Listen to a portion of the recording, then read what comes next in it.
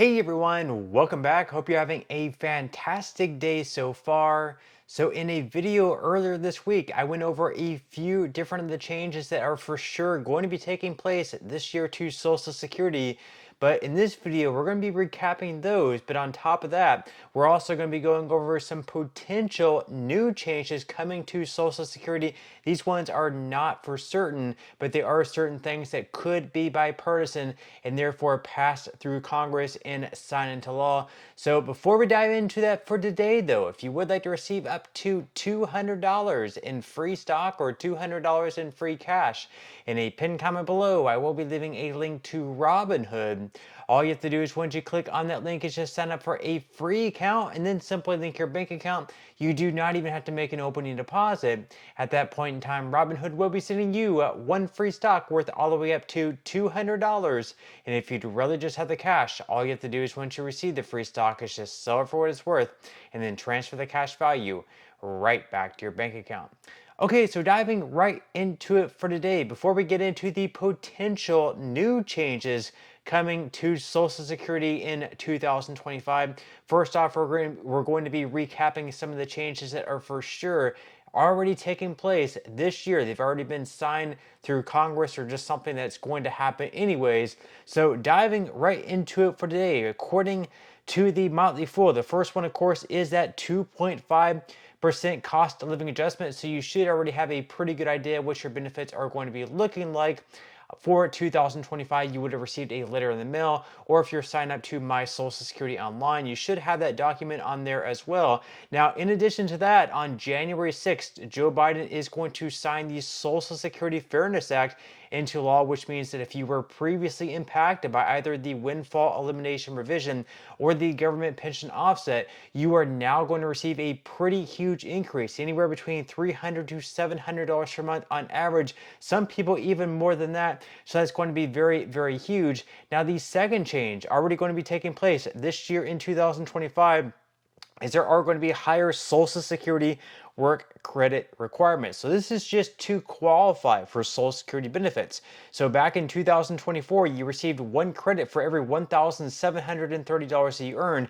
But in 2025, it is going to take just a little bit more for each credit. It is going to take $1,810 in earnings to get one credit. Now, to qualify for Social Security benefits, you do need 40 credits in total. So if you earn all 4 credits per year, which is the maximum that you can earn per year, that would be 10 years of working. Now, the third change already coming to Social Security in 2025 is that there's going to be higher ceiling on Social Security payroll taxes. So some workers could lose more money to Social Security payroll taxes in 2025 because the taxable wage base has gone up. So back in 2024, you only pay these taxes on the first $168,600 in earnings, but in 2025, you will have to pay Social Security taxes on the first $176,100 that you earn. So once again, this is going to be something that impacts workers. If you're still working and you're earning a lot of money, you do have to pay into the Social Security Trust Fund the payroll taxes on the first $176,100 you earn this year in 2025. Now, the fourth change, already set in stone this year in 2025, is that there are also going to be higher earnings test limits. So if you are still working while at the same time receiving Social Security benefits, but you're not yet at your full retirement age of either 66 or 67, then in 2024, those under their FRA all year lost $1 for every $2 that they earn above $22,320. That was back in 2024.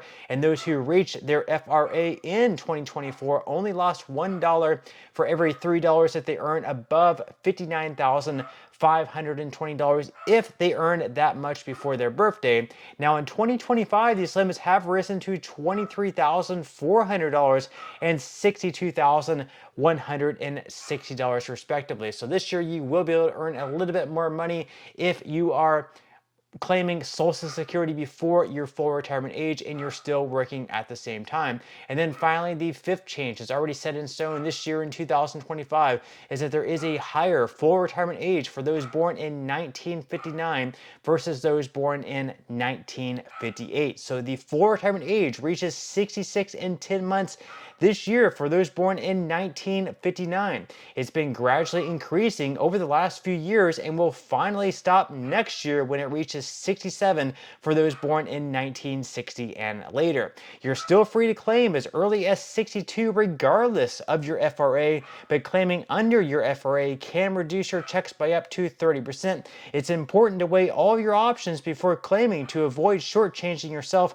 unless you have a serious health or financial issue that makes delaying impossible. So those are the changes that are already going to be taking place this year in 2025. Now, as far as some other changes that could potentially happen but are not yet set in stone, something that would have to first pass through Congress and then be signed into law, we are going to be covering those right now. So the first one, of course, is a change in the SSI asset limit. So right now, if you're a single individual receiving SSI, you're only allowed to have up to $2,000 in assets. If you're above that, you're potentially going to have your SSI benefits completely removed or potentially lowered in some fashion. And then for couples, that's only $3,000, not even $4,000. Now, there was a bipartisan bill in Congress back in 2024 that would have actually increased those asset limits for individuals and couples for SSI up to $10,000 for individuals and $20,000 for couples. Now, they never actually got this bill on the floor for a vote,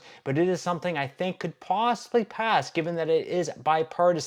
Much like the Social Security Fairness Act, it just takes a little bit more momentum behind that bill in 2025 to get that on the floor in Congress and then pass through both the House as well as the Senate. Now, another possible change coming to Social Security in 2025 is also an increase in the payroll taxes. So as we mentioned, on the first $170,000 or so that you earn, you're only paying taxes on that. So people who are millionaires making tons of money, celebrities, athletes, very high earners, they're only paying into the Social Security Trust Fund on a very small percentage of their total income. There are some lawmakers in Washington who suggest that anything earned above $400,000 per year should also be taxed. So just hypothetically speaking, maybe like Taylor Swift, someone who earns millions and millions of dollars per year, she's only paying Social Security payroll taxes on the first $170,000 or so that she earns. If she was taxed on all of her income, there would be a lot more money coming into the Social Security Trust Fund, which perhaps would also push out the insolvency date a lot further than, let's say, like just 2033 like it currently is.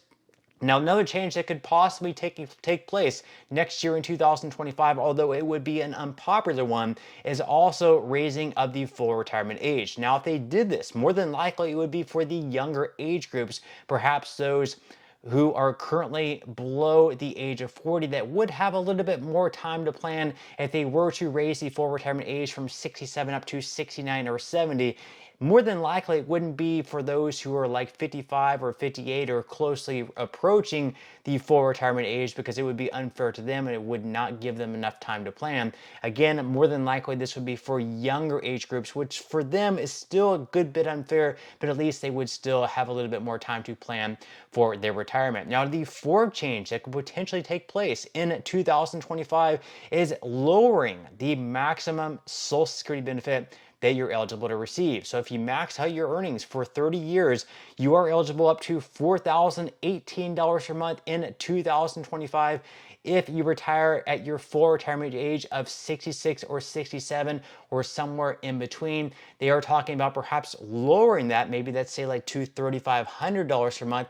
That way they could also push out the insolvency date by having less money leave the Social Security Trust Fund. Now, the argument for that is that those high earners who are eligible for these maximum benefits are probably already maxed out like their retirement accounts and they're already probably doing pretty good and they don't actually need the maximum $4,000 per month. Sure, it would be nice for them, but it's not something that they're necessarily relying on. And finally, the fifth change that might be taking place in 2025 but would still have to pass through Congress is a adjusting the cost of living adjustment to better reflect inflation. So there have been numerous studies out there.